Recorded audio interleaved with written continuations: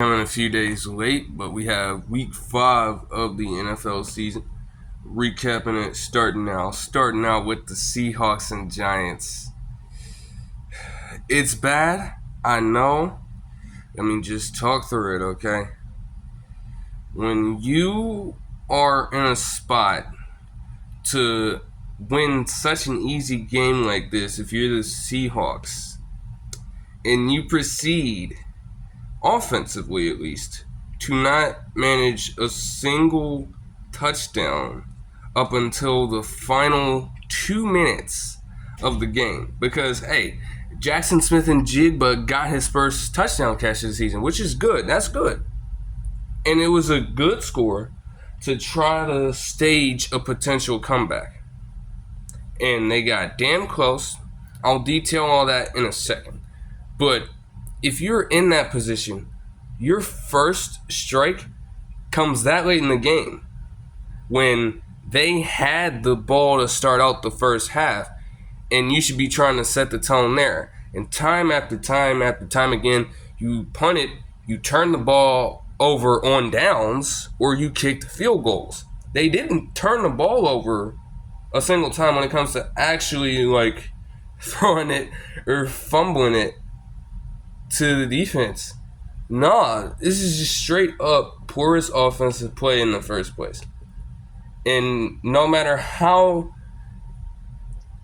fucking close they got, okay, you deserve to lose the game if you're struggling that much on one side of the ball. And those offensive struggles directly led to some defensive issues as well, especially early on. You allowed them to be on the field. The Giants had 37 minutes and 22 seconds of possession across the entire game. Naturally, the defense, in bits and fragments of the game, were going to give up some broken plays, fail to cover their specific assignments, and have some weird alignments all across the field overall, because they're getting rattled out there and exhausted. Daniel Jones having a game where he did not turn the ball over either is wild. He completed 67.6% of his passes, returned for 57 yards and 2 touchdowns. But as the game, was carrying on later, they got to him a few good times. And it forced some key stops that the offense needed to convert on.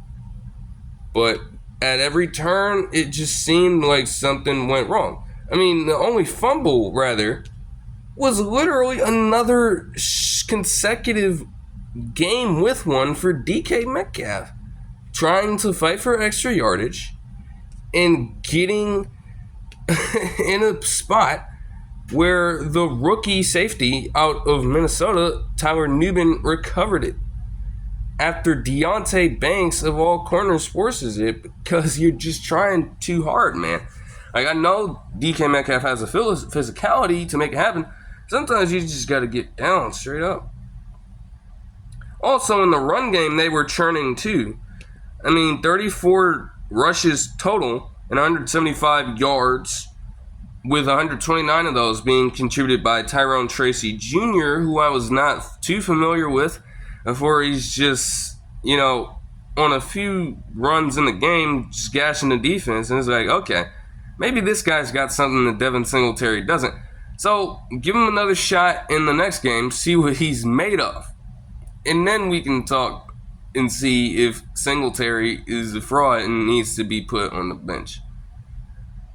But it's still not going to compare to what Saquon Barkley would have been able to do for your team, but it's something. All right, Darius Slayton had a solid game with 122 yards and a touchdown catch. He burned the shit out of Trey Brown. He burnt the fuck out of him. That's crazy, man. But all in all, the Seahawks get close to winning. They get in field goal range with a solid late drive, But as fate would have it, because they essentially deserved to lose, they got exactly what the fuck was coming to them in a way. Is Isaiah Simmons activates the versatility that everyone thought he would have coming out of Clemson after being drafted by the Cardinals. Activated just a glimpse of that potential as he leveraged his body over the snapper in the way that Cam Chancellor would do all those years back. Blocked the fucking kick, and some guy named Bryce Ford Wheaton returns it for the game-sealing kick 6. I don't even know who the fuck that is, but, as a certified special teamer, he probably got himself some more reps by making that play, so all credit to him. Oh my gosh.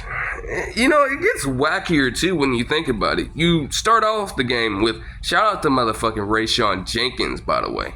Oh my gosh. The earliest drive, they literally get all the way down to the 1 yard line. But the defense holds strong. They get in a 4th and 1 situation at the goal line. And Eric Gray fumbles the ball. Alright? Good ass play by Jerome Baker to get his hand in there before he crosses the goal line. He's only got a short way to go. Rayshon Jenkins got the fucking ball skills and hand-eye coordination to find exactly where it was, pick it up, and return that motherfucker for 101 yards to open up the game. Apparently, it was the longest play in Seahawks franchise history, and it is currently the longest play from scrimmage of this season so far. You open up a game like that, and then you end the game with a special teams miscue that leads to a special teams touchdown. Pretty interesting development. So all in all, it's a tough loss. The Seahawks coming off of back-to-back losses, 2 straight. But hey, if they can get it going later tonight against the 49ers, maybe it's not as much of a problem. And also, when it comes to some of what I've been seeing as well, it's like, yo, what the hell are we talking about? Fire Mike McDonald or fire Ryan Grubb or Leslie Frazier, who was brought over from the Bills to serve as the DC. What you mean fire them? Like, I get it. The Seahawks, they haven't always necessarily contended for Super Bowls in the past decade, but, Pete Carroll has definitely been a coach accustomed to winning and finding ways to win. I understand that. But you're putting all these projections and immediate standards on a rookie head coach, an offensive coordinator that's coming from college football, and the Bills' former defensive coordinator. You're not going to get the results that you're expecting right away. And again, like I said in the past video, Mike McDonald is doing a pretty decent job. Again, also, he's holding himself accountable for what's going on and making sure that all the players recognize it as well, rather than getting delusional or being content with where he is. But he recognizes, like other people, other rational-minded people of the fan base do, it's a growing pain, a necessary growing pain. There's not a lot of experience there just yet, but as time goes on and all of these aspects are refined, it will get better. Whether it be scheming or the passing game as well, which I gotta say this, the Seahawks are one of the top passing attacks in the league. But Geno Smith has only thrown 5 touchdown passes in as many games, which is not very good. He has also thrown 4 picks. Meanwhile, the rushing game was decent in the Giants game, 11 rushes for 102 yards, 9.3 yards a carry. But we don't worry about running the ball there. So there's a lot of stuff to just figure out here. You know, it's going to take time. Trust me. But when you get to that point where everything is fully set, we'll know. Believe me. Now, moving back to Thursday night football with the Bucs and Falcons, and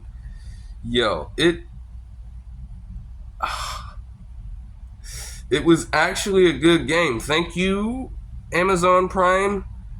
I didn't think it was going to be to start out, but I mean, as it developed, oh my gosh, it was in contention for a game of the year, or probably the best game of the season to that particular point last Thursday. You know, Baker Mayfield only throwing for 180 yards, but 3 touchdowns and no picks is a great game for a quarterback in today's league, and always will be, regardless of the era. And I'll get to Kirk Cousins in a second, but let's just say that, the Bucs, for a while, they were in control of the game.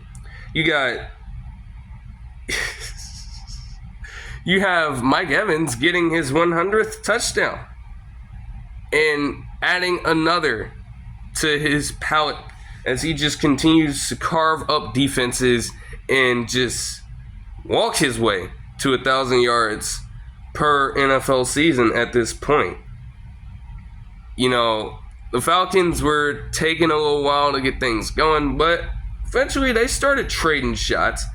At a specific point, they had scored their first offensive touchdown in their last 17 drives, with Drake London starting everything off to open up the game.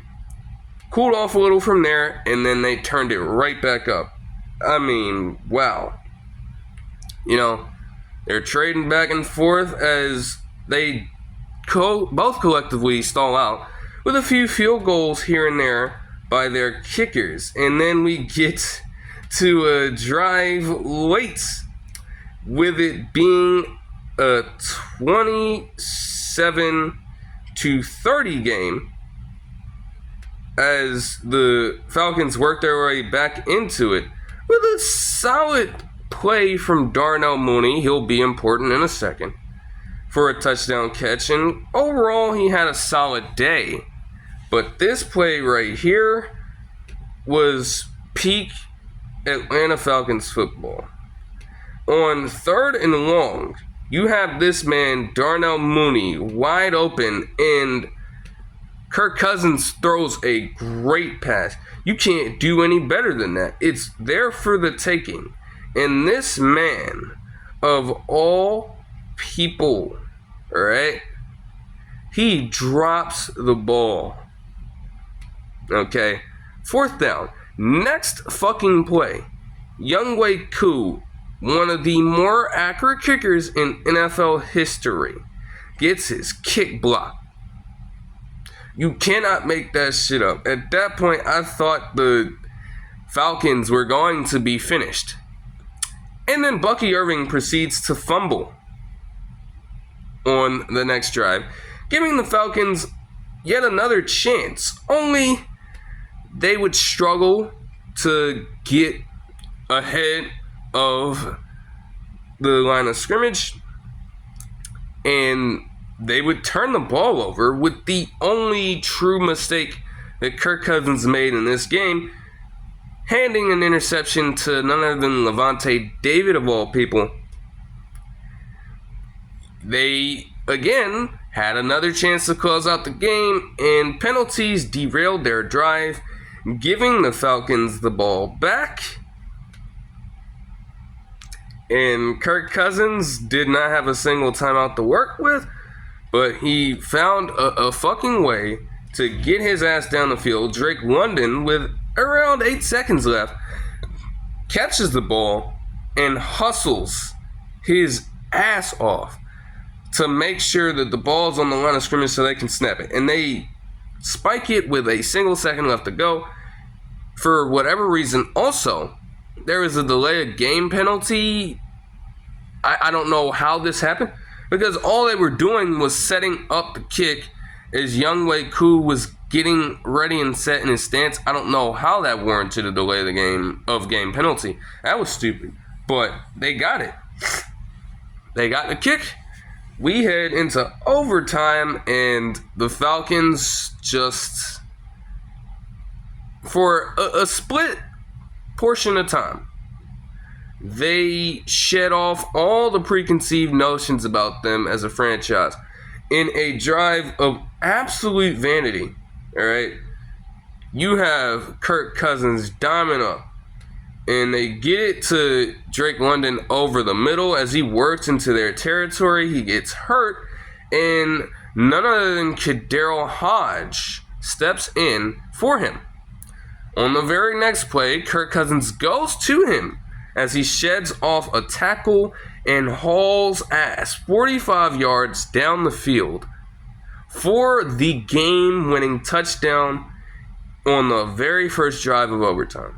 What a fucking game. I mean, seriously, I could not believe what I was seeing.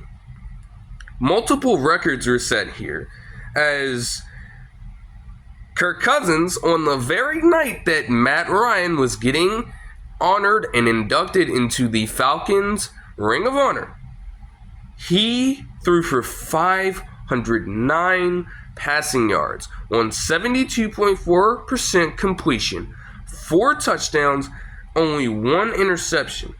That is the franchise record, and it surpassed Matt Ryan's very record of 503 against the Carolina Panthers almost 8 years to the fucking night of the game. In another aspect, 5 different players for the Falcons had at least 65 receiving yards. Drake London obviously led with 154, and they would have another 100-yard receiver with Darnell Mooney. Kyle Pitts had an excellent performance, probably the best he could have this season, with 88 yards on 7 catches. Daryl Hodge, the hero of the game, had 67 yards, capped off by the touchdown, and Ray McCloud, for whatever reason, had 66 receiving yards. That is an NFL record as well. You have to love that. And if you love that, if you like that, you're going to love the next game that I get into, because if you thought that the Bucs-Falcons game was going to be the game of the year after this weekend, you were sorely mistaken, as we have none other than the Bengals versus Ravens game to discuss. And oh man. Ooh, it started off a little slow in the first half, but it heated up in the end. And no matter if you're a Joe Burrow fan or a Lamar Jackson fan, both sides saw proof as to why both of them are regarded as top 5 quarterbacks in the league.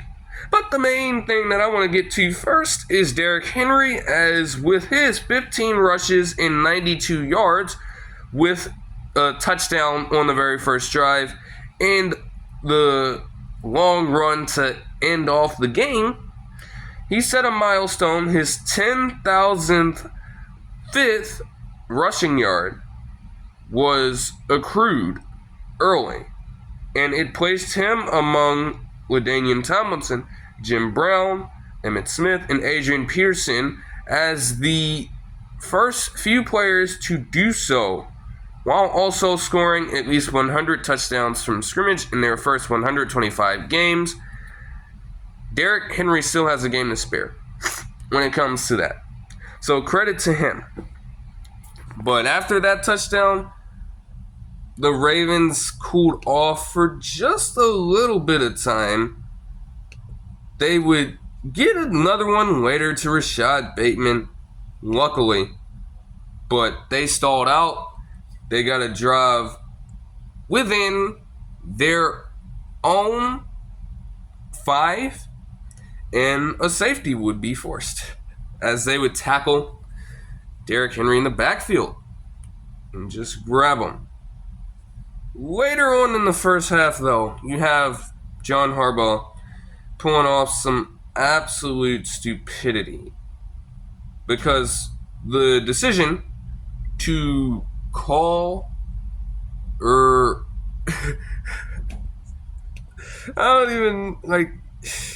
his decision making this season, you can definitely see why some people are calling for his job. His decision to call the very timeout before third down, before an incomplete pass is thrown, cost the Ravens a chance at closing out the half, and it resulted in a pretty much, at the very least, an 18-point swing, if you think about it, right? At the very least, if the Ravens do pick it up and get the first down, they could get themselves a field goal. Instead, they allow a Jamar Chase touchdown as he blazes past everybody for 41 yards to get 8 points there as they score a 2-point conversion as well. Then on the very next drive for them to open up the second half, they score a touchdown as T. Higgins works on Eddie Jackson over the middle, breaks his ankles, makes him freeze up for a little bit. Don't have enough time to readjust to your man, and boom, touchdown. 15 unanswered points, but because of one untimely decision. It makes no sense. And the Ravens at that very point just had to continue fighting back. Defense was not a priority for either team. They just kept fighting back and clawing back after every single score. Tight ends were scoring for the Ravens, not Mark Andrews. Still, though, you have another Jamar Chase touchdown off of a screen pass later in the game. Of course, the Chase Brown touchdown came first, and then you have the Kolar catch coming after the Brown touchdown and preceding the Chase touchdown. Then you get a play that is probably the best of this season. For some people, including myself, I think I can say this might have been the best play of Lamar Jackson's career, all right? This man fumbles the ball, all right? He lost control of the snap. It wasn't a bad snap exchange per se. He just lost track of where it was. And he is scrambling to his side with the Ohio State man, Sam Hubbard, pursuing him at a lateral angle. He gets just up on him. And this man, Lamar Jackson, stiff arms the shit out of him. This man touched fucking earth, ate some fucking grass as he continues sprinting over near the boundary to his right and the bottom of the screen for those watching live. He throws it across his body to a leaping Isaiah Likely, and that's a touchdown that keeps them in the game. On the very next drive after that, Marlon Humphrey would prove he's not a cone. He gets an interception. Justin Tucker proves on the drive after that he's not fucking washed. Bangs a 50-plus yarder to tie it up. And then we get to overtime, where another fumble took place. This one was a bad snap exchange. He was not expecting the ball. and then can proceed to lose track of it. But they would detail, and this is important for the next drive, they would detail during the game that the Bengals decided to keep a rookie punter and actually waived their former punter, Brad Robbins, while he was injured because they thought that Rayco was doing a better job of handling the position. So they said, we're going to go with the hot hand. Oh, would he have been vital here? Because Rayco got cold feet when it mattered the most. With a chance to win the game in overtime, Evan McPherson is one of the best kickers in the league today. And he is certainly reliable from 53 yards out. But a bad snap led to an awkward trajectory. It altered it completely, and he straight up missed it because of Rayco. If Robbins was there, the result could have been different. Instead, they let Derrick Henry take them near the promised land. And Justin Tucker caps it off with a signature game-winning kick of his to close this one out. You know, just all around, man. I mean, Lamar Jackson with 403 total yards, 4 passing touchdowns, and 61.9% completion. An MVP caliber game from him. Joe Burrow, 76.9% completion, 392 passing yards, 5 touchdown passes, only a single pick. MVP caliber performance from him. And Jamar Chase and T. Higgins combined for 19 total catches with 276 total yards. Jamar Chase accounting for 193 and 4 total touchdowns. Pay that man. He's literally begging y'all, screaming for a contract. Pay Jamar Chase. Find a way to keep T. Higgins without continuously giving him the franchise tag, or you're going to suffer the consequences. Even with Andre Yosivas doing whatever it is that he does sometimes. Make the right decision. Moving on to the Cardinals and 49ers. The Cardinals were the only NFC West team to win a football game this week. Let that sink in for a second, bro. You start off with Kyler Murray having a vintage moment, getting a 50-yard touchdown run as he just I don't even know how to describe his running for him, dude. He's so quick, he's so shifty. I don't know. He doesn't have a lot of long strides. They're very quick and rapid. But it was a fast start. He cooled off throughout the game, though. The defense started to eat him alive.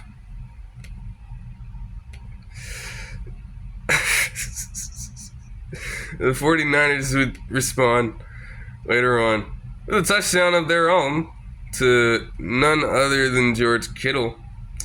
And then we'd be trading field goals for a little while until Chad Ryland, who I did not initially know was with the Arizona Cardinals before this game, had yet another instance that makes you question why he was a kicker who got drafted legitimately in an NFL draft and how he still has a job after what he did last season on the Patriots. This man gets his block. This man gets his kick blocked. This man gets his fucking kick blocked, bro. I don't even know who Elliott is per se, but he got up with good leverage, stretched out his long, chunky arm, batted that shit down, and Diamador Lenoir scored a touchdown off of that. And then they followed it up by picking off Kyler Murray. Nick Bosa, the Ohio State man, getting out there in the flat as Kyler Murray was trying to throw it out there, picking it off. they would open up the game by 13 points. And they would go into halftime, force another punt. By that point, you would think that the 49ers would have it secured. Nope. Right, Purdy throws a pick to Mac Wilson Sr., who, yes, is with the team now. And the Cardinals would start their streak of 14 unanswered points from there, as time after time, the 49ers would drive down and just screw it up. They took themselves out of field goal range. They get into the red zone, and Jordan Mason, who had 14 rushes for 89 yards, fumbles, giving the Cardinals a chance to respond, and respond they did by getting what would be the game-winning field goal. Then, with a chance to redeem themselves, Brock Purdy decides to throw a pick high in the air. Very high in the air. He got hit, I understand. The Kaiser White gets over there under it, and the game is that from there. A single touchdown and 2 interceptions, 54.3% completion, 244 yards for Brock Purdy. Not necessarily the best. You can tell how much they struggle without CMC out there. I mean, it was a good game for Brandon Ayuk, actually living up to his contract. 8 receptions for 147 yards. Skull game for Deebo Samuel Sr., though. Only a single reception for 11 yards and 3 runs for 9. Whoa. That's not necessarily the best. Shout out to Marvin Harrison Jr., you know what I'm saying? He didn't get a touchdown, but he extended the drive that led to the game-winning field goal by Chad Ryland, of all people. Yes. So it's a wacky week. And, you know, if things stand to be the case, the 49ers are going to come out after the game tonight on a losing streak. Yeah. Hell yeah. Packers Rams up next, and we got Jordan Love in a nutshell, all things considered, bro. Jayden Reed caught a beautiful catch from him early on in the game. I have to say that he has given himself this status as the number 1 wide receiver, even though he finished with a little less receiving yards than the player at the top of the list, which will be mentioned in a second. He has more than proven himself over the course of the season so far. And on that drive, where this pass would happen, Josh Jacobs got his first touchdown as a Packer. It took a while, but he got there. Now, the Packers defense, which will be a theme throughout the entire game, even with their touchdown by Kyren Williams, who has scored in 8 straight games, apparently, they cut the fuck out of them. All right. Matthew Stafford struggled. 29 of 45 for 260 yards, a touchdown, and a pick. They have set multiple precedents in that regard, especially when we talk about Xavier McKinney. He is the first player to log at least 1 interception in each of his first 5 games with a new football team. And though I know that Darnell Savage Jr. was a good safety as a Packer, I don't think they're missing him too much when you are having Xavier McKinney prove why he is an up-and-coming talent as a safety. He was doing relatively well in New York. Yes, as large of a market as it is, no one really talked about it because there was some shit.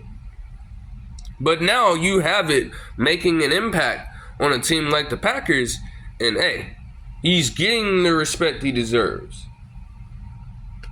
But Jordan Love, even with all that help, said, nah, fuck that.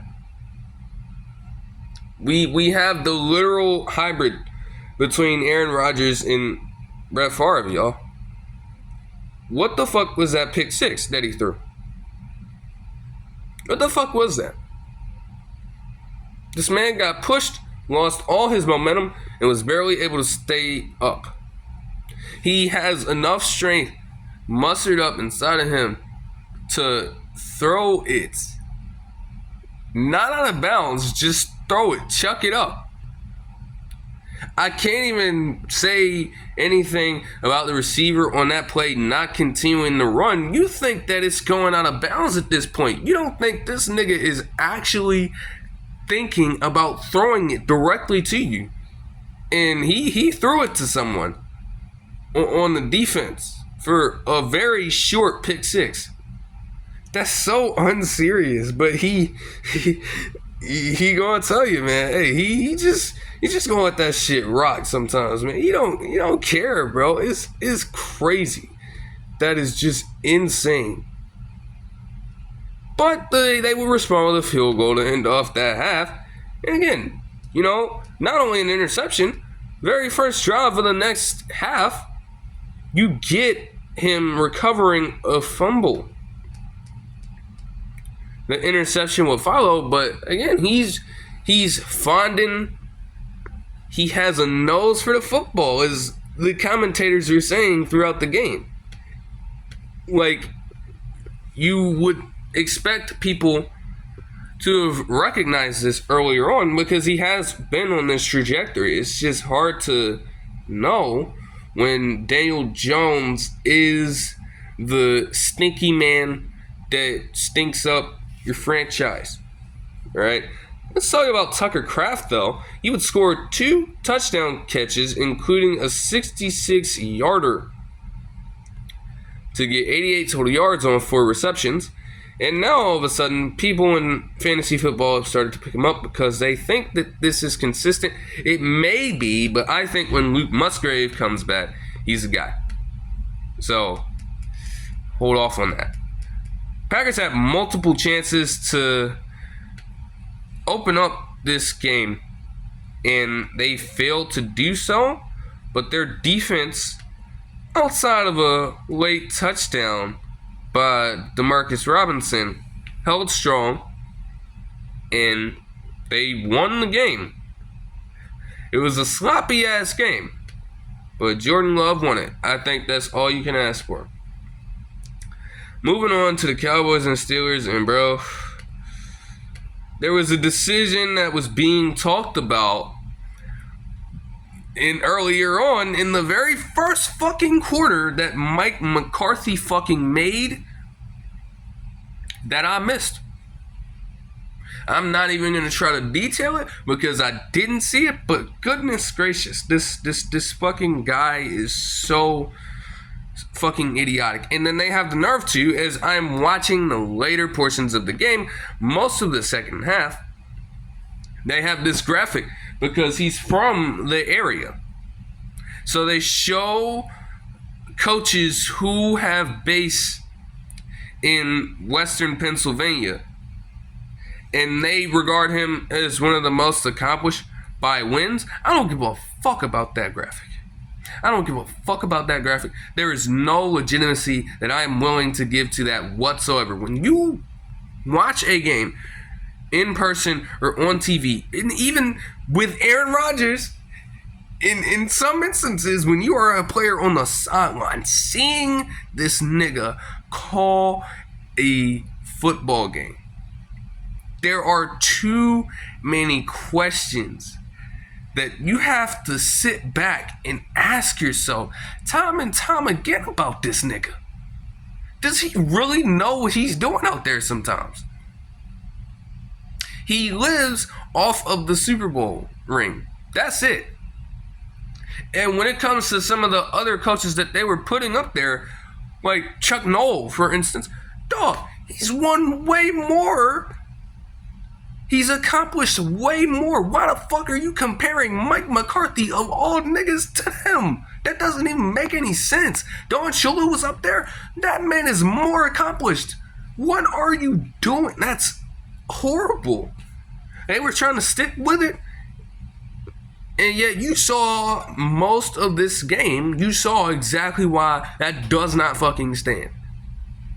Both of these teams struggled to move the ball down the field effectively in ways. Now, granted, by the end of the game, the Cowboys had more time of possession, and they had nearly double the yardage, 445 to Pittsburgh's 226. They had nearly double the yardage, and yet they would have a fumble in the red zone. They would have an interception in the red zone, and would only have 6 points at halftime to Pittsburgh's 3. Nobody could figure it out. Nobody. Justin Fields had 131 passing yards and 2 touchdowns. Kyle Allen even managed to step in for one play and aid them on one of their longer plays of the night. Okay? They get a touchdown pass to Connor Hayward, of all people, which I was surprised about.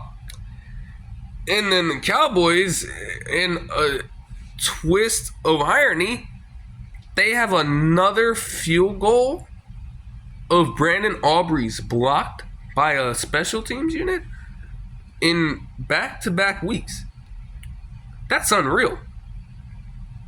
That is unreal. Rico Dowdle manages to do some crazy play, man. I don't even know how he managed to get as wide open as he did. He got in. Then Dak Prescott doubles down on his interception to Dante Jackson. Earlier decides to throw it up to a receiver in Jalen Tolbert that is nowhere near a physical wide receiver or a true number one. Gets picked off by Joey Porter Jr. They score on a shovel pass to Pat Freiermuth. And then we get down to this final drive.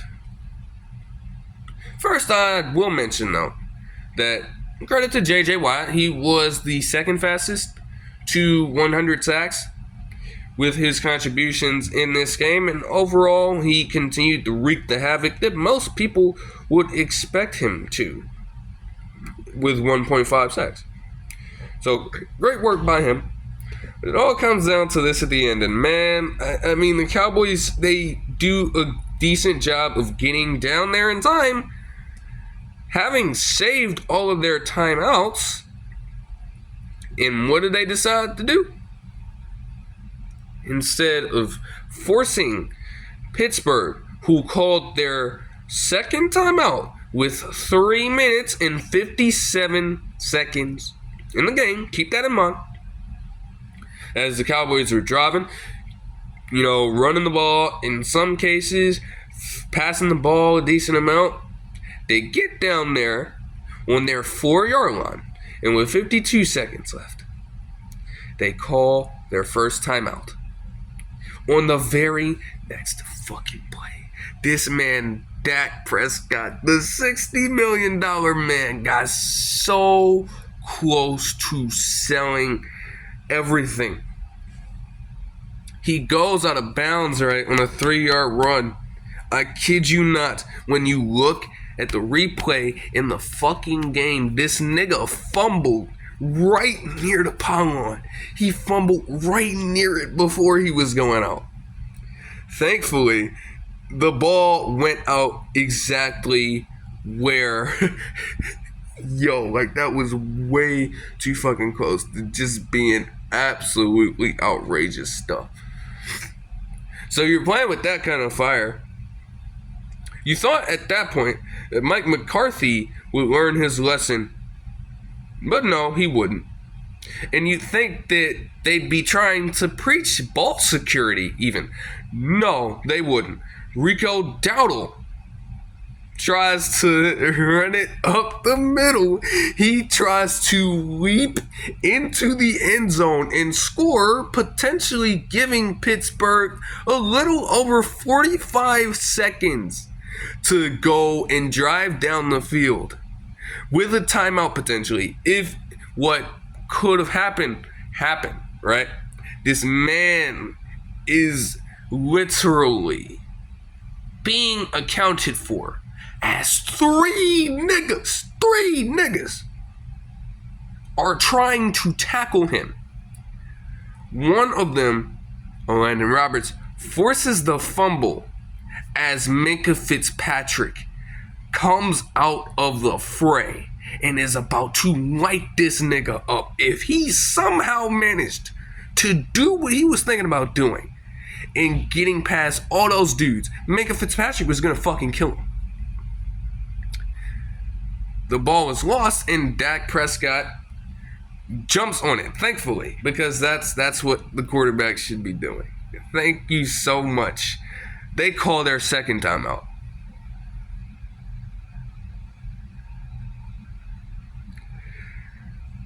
They have 3rd and 4. He tries to throw it to Tolbert. They call their last timeout. And then Pittsburgh decides to call their timeout. And then they score. And close out the game. With George Pickens, for whatever reason, getting the ball in bounds and not deciding to get out. He had at least 4 seconds. Like, save yourself that time. Get out of bounds. Hope you can make a play and move on from there. This man decides to start lateraling so damn early. So yeah, Cowboys won 20-17, but I don't give a fuck. That is not proof to me that Mike McCarthy is a capable head coach in any fucking capacity. That was a shit show. That was a shit show of clock management. That was fucking horrible. Atrocious as fucking hell, dude. I mean, oh my gosh. Like, nah, bro. Nah, fuck no. This is so bad, man. And then to cap off the games that I watched, yes, we're this far into it, and I've been discussing this. We have the Saints and Chiefs. To preface, they believe that Rashee Rice can make a faster recovery than a typical ACL tear would entail, but he is still slated to miss the season. Just to keep that in mind before fully getting into this game. Jamal Charles was there to bang the drum. They were certainly honored to play for him, get this win for him. As we start out early in the game with Derek Carr doing some Derek Carr shit, man. First drive. Out the fucking gate, this man throws it so high up in the air that Brian Cook has to adjust in such a way where he catches it by diving out with one hand, grabbing that, and I had thought he scored a touchdown. But it was ruled that he was down by contact. No worries, the Chiefs would just get a touchdown the next drive anyway. Kareem Hunt taking it back to motherfucking 2017, 2018 and scoring for them boys. Juju Smith-Schuster had a hell of a game as well. 7 receptions for 130 yards. And Travis Kelce also got it going with 9 for 70. They would get a touchdown, the Saints, to Rashid Shaheed. That was about it for most of their night. Dennis Allen is also in a spot where he decides to waste timeouts. Valuable timeouts. Just like, I don't understand, bro. I don't get it. I don't get it, bro. Oh my gosh, man.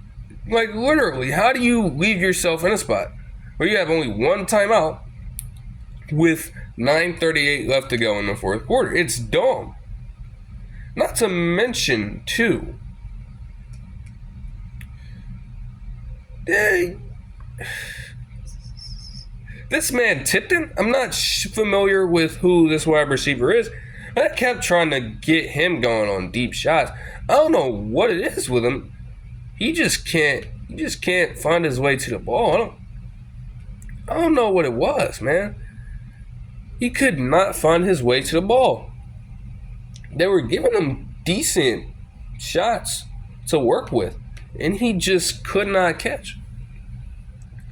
So it's like, at that point, man, like, why continue to throw it his way? I'm not very sure. But I mean, fuck it, right? You know what I'm saying? Hey, what can I say, bro? Also, shout out to Kalen Saunders, too, former Chiefs player, and apparently he has connection as his brother works as a backup dancer for Taylor Swift, of all people. Yeah. Somehow, some way, this game has got to fucking tie back in to her and her fan base. Anyways, he gets a pick as Juju Smith-Schuster. Though he was having a good game, they get in the goal line situation and he drops it, but enough to the point where Kalen Saunders can go get it. That's certainly not Patrick Mahomes' fault, but it makes for a pretty cool storyline. Xavier Worthy would score the other touchdown for the Chiefs in the game. Not from Patrick Mahomes, from a read option handoff from Travis Kelce. Yes, that is the truth. You can go see the play for yourself. Andy Reid remains one of the most creative minds in football. You're not going to find anybody else that has the balls to do that shit and make it make sense, at least. There will be some people who will call some bullshit like that, and they don't even know how the hell to make it work, and they're going to lose their fucking jobs. Andy Reid is a vet in this motherfucking game, and he can do whatever the fuck he wants. Derek Carr would get hurt later on that very fourth down shot in the fourth quarter to Mr. Tipton. And he's slated to miss multiple weeks. Now, for this game, they substituted Jake Heiner in from Fresno State for a little bit. He had only one pass attempt in the NFL to that point. They are slated to, in the coming weeks, give Spencer Rattler some starts. And they were saying some good things about him in the preseason. So, hey, we get to see if it's true. And if, whenever Derek Carr gets out of there, he has a chance to start. Let's give it a shot. Why not? Also, let's talk about Patrick Mahomes. Mahomes did not throw a single touchdown pass in the game. I feel like that's one of the first times he's ever done that. He only had the one pick. He completed 71.8% of his passes for 331 yards, but he did not throw a touchdown pass at all. Still, there were some plays out there that showed you just how magical man is.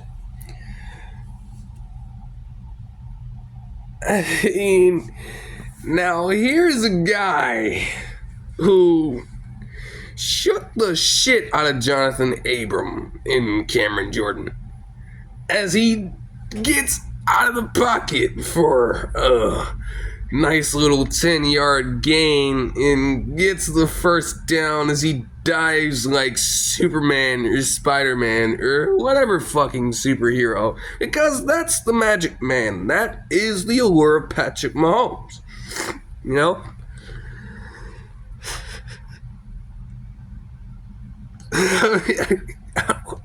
bro. Like, bro, Jonathan Abram is such a cone. He's such a cone, bro. I don't understand. It's like this man, bro, I think this may even be disrespectful to this player. Because granted, with him being a former Seahawk and knowing what he went through, the potential that he also shown, the potential that he showed also when he was a Jet. I think Jonathan Abram is the poor man's fucking Jamal Adams, bro. I'm dead ass, yo. Drafted by the Raiders, couldn't do shit but tackle and blitz.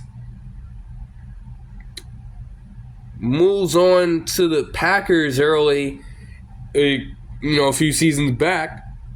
Can't get shit going there. Becomes a Seahawk later on in that time span. With Jamal Adams to learn from, and you still can't do shit. And now you're here in New Orleans getting your ankles broken by Patrick Mahomes. This nigga will be 30, so you can't. I don't know, man. Oh my gosh, bro. Like, that's so bad. What the fuck? Either way, man, is Chiefs win 26-13. All right, bro. All y'all who want people to take the Saints seriously, bro, shut the fuck up, nigga. Shut the fuck up, bro. The one thing I will say though is that again, Derek Carr, before he got out, he did become the 25th player to reach 40,000 yards in their career. As much jokes as I will make about his credibility when it comes to, actual winning, it's credit to him, man. Nothing but respect there. He's been in it for a while, and it does take hard work to reach that point. You can't knock that. So I'll give him his respect there. Jets, Vikings, you want to talk about a player getting to 40,000, huh? How about Aaron Rodgers becoming the 9th player to reach 60,000 career passing yards and proceeding to have one of the worst games possible for a quarterback of his caliber? I can't even say it's the worst Jets quarterback performance of the last 2 seasons because obviously they've been stuck with worse. But 53.7% completion on 54 pass attempts, 2 touchdowns and 3 picks. And according to multiple people, because I did not watch the London game, I wanted to so bad. All his picks were on 3rd downs. All of them. How is that even possible? Do you realize how calculated somebody has to be to make that shit happen? And again, it's on them a little bit. You're running the ball 14 times, but you're only picking up 2.6 yards a carry with both Breece Hall and Braylon Allen. You're getting behind schedule on every down. So naturally, Aaron Rodgers, because he knows that he has the talent to do so, he's going to want to swing it on 3rd and long. And for whatever reason, it just wasn't effective in this game. I mean, even the Mike Williams play at the end, terrible ball placement. Either it so far under where it was supposed to be. Mike Williams was not supposed to come back to the ball. He was supposed to adjust over the top for it. It was supposed to be a low back shoulder. There was no way that Stephon Gilmore should have had a chance at getting to that ball at the end. Real shit. Even with Garrett Wilson having 13 receptions and 101 yards and a touchdown, you still have that being preceded by an Andrew Van Ginkel pick 6 for 65 fucking yards on Aaron Rodgers, of all people. That makes no sense. That makes no fucking sense. It's like, what are we doing? The Jets defense is still out here, despite all that, doing what they need to do. I mean, they made Sam Darnold who everybody is talking about being a potential MVP as well, he didn't perform well either. 14 of 31 for 179 in the pick. And they forced a fumble on him. Their rushing attack wasn't doing much either. 82 yards on 2.7 yards a carry. Like, the Jets defense was doing fine. And you couldn't manage it because your offense, led by none other than fucking Nathaniel Hackett, played like fucking shit. And they lost the game 23-17. Not to mention that, this game was played on Sunday. We find out literally on Tuesday morning that Robert Saleh was fired after this game. Fired! After his 36th loss in 56 games. Now, I understand that Jets fans can, they'll reveal their impatience when it's beneficial to them. And they certainly want to change. I understand that. Any franchise that is losing that consistently is going to want it. But the problem ain't Robert Saleh, bro. Maybe he could be a factor in it, but he's so far down the list of all that is wrong with that franchise right now.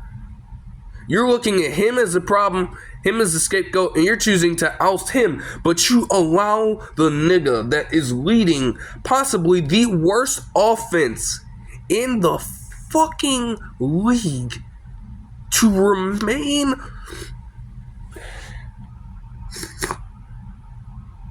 a part of your team. What is that? That doesn't even make sense. A freaky ass stat line, bro. A publication revealed that they literally had the same amount of points through 5 games that they did last season with Zach Wilson. So who is truly the problem? That is not a Robert Saleh issue. They should not have let him go. And then wants to say that Woody Johnson, he goes out and says that he made the decision by himself and had a simple conversation with Aaron Rodgers. If it makes sense that you did it by yourself because you were so discontent with that, well, you're a fucking idiot. And granted, with your ownership, dog, the Jets have been pure shit outside of 2011.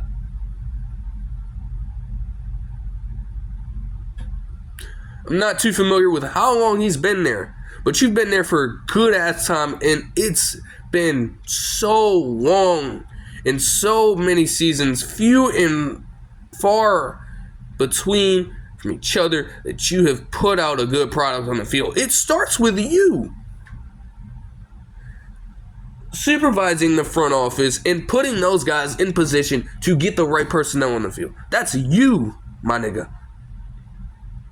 And then we're supposed to believe that Aaron Rodgers doesn't play a role in that. How is Nathaniel Hackett still there? How is he still there? So are we not understanding that? There is a clear connection there. Like, maybe he could not have known about his plans to fire Robert Saleh, but there's no way that he couldn't have at least tried to lobby for him in the same way that he continues to show support for Nathaniel Hackett. Like, come on, man. Please. Like, yo, they something's got to give, bro. Something has to give. It's ridiculous, man. Panthers, Bears, I don't even have too much to say about it, bro. All I gotta say, man, 36-10, Caleb Williams had his best game with 69% completion percentage, 304 yards and 2 touchdown passes to none other than DJ Moore, who had 5 catches for 105 yards. The defense, which fields some of the players that were acquired in that god-awful trade last year, completely clamped their asses up. So, as if that coverage of that potential trade wasn't already drastic enough for these people, as it has already been regarded as one of the worst, if not the worst move of all time, even without all of these players truly developing into anything just yet. This game is a slap in the fucking face if Panthers fans thought for a second that those talks were going to die down, because this game was a chance to prove that you made a reasonable, rational decision. That David Tepper led the charge against all odds and shut all the haters up. Fuck no. You didn't do that at all. You got your asses kicked by 26 points. After giving up on all these players before they even became parts of your franchise. Essentially. You could have had this too. This could be you. And you flopped.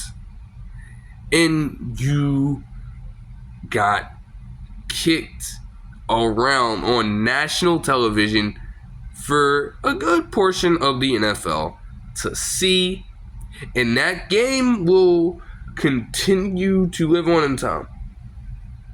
No matter what people will say in revisionist history, this score is forever etched in NFL lore. You can't get past this shit. You ain't beating that. I'm sorry. You can't. You can't do it. Just when you think it's going to go that way too, they ain't going to let you. It got to the point where Bryce Young was inserted back into the game and they actually got close to scoring a touchdown at the end. But they turned it over on downs with a sack on Chicago's 8-yard line, bro. Oh my gosh, Browns Commanders. Oh my gosh, bro. Deshaun Watson gotta get out of here, bro. 15 to 28 for 125 yards and a touchdown, bro. Jayden Daniels whipped his ass, bro, while playing his worst game. Yes, a 14 of 25, 238-yard touchdown and interception game by a quarterback is being labeled as a bad game. I chalk that up to Jayden Daniels setting such a high standard with what he was able to do over the first 4 games. Because at this point, now you're expecting this guy to just come out, go for about 300 total yards, which he did get 300 total yards with 82 on the ground, but at least 3 total touchdowns. He still made relatively good decisions in this game, though Jeremiah Owusu-Koramoah one-upped them on the interception. Yes, shout out to Jeremiah Owusu-Koramoah. Somebody was inspired to play football today for the Browns, right? And he did what he needed to do to win the game, which is still something that should be accounted for. Yeah, he can go out and do all of those majestic and elite things a high-tier quarterback can do, but at some games, you're not always going to get the opportunity to make that happen. You have to work with what you got, and he did that, and you got to respect it. Nice balance as well. 215 total yards for all parties involved in Washington and 3 touchdowns. Didn't need to do much in the passing game. Didn't have to. It was on from the minute they got in the game. Honestly, we really think the Browns stood a fucking chance. We really thought they stood a chance against this team. With the way that Deshaun Watson is choosing to operate, did y'all really think that was going to happen? I didn't think so. Not to mention, too, that before this game, like I mentioned, it will take him a while to truly get back into gameplay this season. But with Nick Chubb practicing now and potentially ramping up for gameplay in at least a few this season, there's still not a high chance that things get much better for the Browns. This is so reminiscent of their fucking season where they went 0-16 in 2016. Like, you. Their defense is obviously more established since their season that year, but, bro. I mean, damn, man. God damn, bro. Like, shit. Dolphins, Patriots. In reality, bro, because everything else is so porous, there are 3 main takeaways, alright? Actually, 4. Davon A-Chain was hurt, taken out of the game. Not the priority, but that's a little key. And, you know, Raheem Mostert was able to come back. Jalen Wright also. They combined for 32 total carries and 166 total yards. That's solid work, but, you know, obviously A-Chain adds, you know, a more, like, dynamic element to their offense. So, I mean, you know, a little pivotal for them there, I suppose. Number 2, the Dolphins, after being down 9-10, they scored their first offensive touchdown in nearly 15 quarters of football. In exact, it was 14 and some change. But it wasn't any of their skill position players, their true skill position players, that would get the touchdown. It wasn't even necessarily a truly important player that got it. No, it was Alec Ingold, the fucking fullback. And the Patriots want to be taken seriously as a franchise now. Okay. 3, still with the play at the end of the game to Jalen Polk, who caught a beautiful touchdown pass. They probably should have won the game. They did not give him the catch because apparently, according to multiple sources around the NFL, there is a rule that allows toe drag catches of the sort on the sides of the boundary, and don't allow those sorts of catches in the back of the end zone. So because his heel touched the white area after his toe touched down in bounds, it was nullified and not granted as a catch.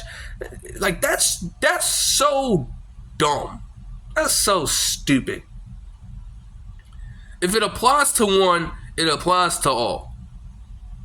Like, that's such that's kind of a shitty rule. All y'all trying to get rid of the tush push, you might want to outlaw that motherfucker. I'm not gonna hold you, man. Like, what is that even, like, how? That's dumb. So I can't blame Patriots fans for being team mad, but at the end of the day, y'all gotta play better anyways. And the quarterback, hence why this next point is important, Jabril Peppers went 18 of 34 for only 160 yards. Even if he gets that touchdown pass, that level of play is atrocious. And they only got the 1 touchdown in the first quarter, did nothing else the rest of the game. Slow drive after slow drive, 3-and-out after 3-and-out, punt after punt. It's sloppy football. And it's unpalatable for a fan base that has been accustomed to so much success over the years to have to be related to watching this now. Maybe they deserve it. But, like, yeah, fuck them. Maybe they fucking deserve it because they would get those kinds of favorable calls all the time during their glory years. So, yeah, maybe fuck them, right? But on a more serious note, some had to change, they felt. And so Gerard Mayo is actually deciding to go with Drake May to start the next game. So, hey, hope he does well. We just got to see it.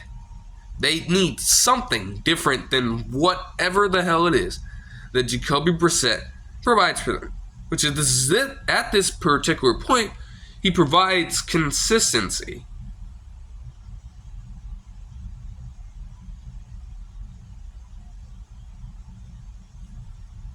Why do I say that? You know what you're going to get from him. Again, he can manage a game really well. But in situations like this particular game right here, when things are not going as planned, him sticking to these ways can get really bad for a team. And so they were over and done with it. They can't do it anymore. Also, I can't even get fully into it, but Jabril Peppers is, just do your research. I don't know what's true and what isn't, but that brother is in some shit. He is in some hot shit right now. So I hope that all parties involved are like good, because yo, if some of that stuff is true, oh my gosh. Like, yo. And they already put him on the commissioner's exempt list. So he ain't playing in no games. I can tell you that much. He ain't playing no more football for y'all. They need to get this shit sorted out because some of the details are wild, bro. Ooh, man. Bills and Texans. Texans win 23-20. Stephon Diggs gets revenge by being the leading receiver for the Texans with 82 yards. Now, granted, it could have been Nico Collins, but after his long touchdown catch, he get hurt later in the game, and now he is slated to miss multiple weeks. They are reviewing him on a week-to-week basis, so we have to see how he recovers from that. But a solid game from while he was playing. The aforementioned touchdown catch and 78 total yards. Dario Gambawale had 57 receiving yards somehow. The Bills' receiving core, on the other hand, managed to combine for just 70 yards. Scratch that. This Davis guy is a running back that I was not familiar with. More like 66 on 3 catches. Yeah, Stephon Diggs just outpaced your entire receiving core in terms of legit wide receivers. Not Dalton Kincaid. We're not including him. But yeah, that's revealing. They even tried to get Marquez Valdes-Scantling going, and he didn't catch a single pass. Because what the hell did they expect? They literally just have him for intel on the Chiefs, bro. I don't know. Oh my god, man. Not to mention this dude, Josh Allen, man. I don't know what's going on. Again, another play or sequence that I've heard get covered with Sean McDermott doing some absolute madness at the end of the game that allowed the Texans to get their field goal. So I'm not going to get too deep into that. But what I will say is that this man right here, 9 of 30, 9 of 30 passing for 131 yards and 1 touchdown. That's 30% completion. Do you realize how bad that is? Let me put this in basketball terminology.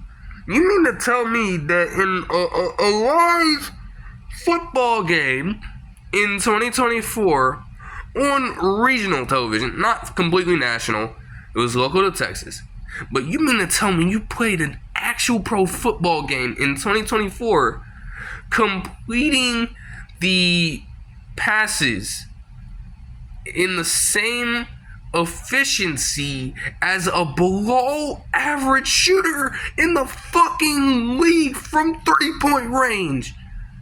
Far below average shooter in the NBA is shooting around 30% from the fucking 3-point line or less. We're talking Alfred Payton. We're talking Russell Westbrook. Yeah, all them shitty ass point guards. Russell Westbrook's not a shitty point guard, but people that could not shoot to save their fucking lives, in some instances, were more effective from the field than you. And you were on par with them playing a completely different sport. What the fuck is that even supposed to be? That makes no sense. He was concussed at the end of the game, and they were having him play. But I'll be damned, the completion percentage was still terrible before that. So there's no excuse. He was playing like this the whole game. That didn't just happen because he landed on his head in an awkward position, was forced into going through concussion protocol, and somehow allowed back in the game, which they are investigating because they used smelling salts to help him recenter, refocus, and get back locked in to go play again instead of sitting out when he probably should have, if what happened later is going to play out the way it did, right? That is being investigated. Just keep that in mind. We'll have to see what happens with that. But, man, yeah, deservedly, you lost. Because, you're not getting away with that shit. Jags and Colts, Trevor Lawrence had his best game of the season. 82.4% completion from the field. 371 yards. 2 touchdowns. Only 1 interception. Mostly, clean game for them. Brian Thomas Jr. had the longest touchdown reception for the Jaguars since Allen Robinson's highlight play in 2015 against New Orleans. I remember that. Oh, that was making the waves all around on different types of videos, man. But he had a great game overall with 122 yards and 5 receptions. Tank Bigsby also had 13 rushes for 101 yards and 2 touchdowns. Travis Etienne would miss some time in the game, but overall, a strong outing by their offense, not a strong outing by their defense. They were up 34-20 and would manage to allow 14 unanswered points, led by none other than Joe Flacco, as he threw for 359 yards on 75% completion. 3 touchdowns, no picks. They didn't have an overall run game to speak of, but in terms of yards per carry, you get 20 for 99. It's decent. Their passing attack was just on. I mean, Alec Pierce, I don't know what it is with him in these deep touchdowns, man. He just gets open, uses blazing speed. Andre Cisco was literally running out of breath and stumbling, trying to catch this man, and he was right on him. It seemed like. But Alec Pierce is just built like that, I guess. Michael Pittman Jr. would catch a touchdown pass, and he would get injured a little later in the game. He is also slated to miss multiple weeks. So Josh Downs is probably going to take a center role in this offense, as well as Adonai Mitchell, which Pierce, Downs, and Mitchell were the 3 leading wide receivers in yardage for this game anyway. So they're that's probably the unit that they're going with. And that will be an interesting one, because you haven't seen too much from Adonai Mitchell yet, but he's definitely produced in college at Georgia and Texas. And he comes in as one of the better wide receiver prospects. Only with 70 total yards in the season. So, hey, maybe we can see with some time just how good he really can be. And, I mean, you have Joe Flacco back there for the time being. If you get Anthony Richardson back there, maybe, but there are a lot of questions there still. Mitchell did, however, complete a pass for 24 yards, interestingly enough. Yeah, just finding a way to utilize him the best you can. Get him some more reps out there. It'll ramp up over time. The Jaguars would be tied with Colts 34 all as Cam Little would kick the game-winning field goal. And that was game. So they won 37-34. Oh, man. Moving on to the final game I'm covering here in the Raiders and Broncos. And Bo Nix would throw for 2 touchdown passes and run one in.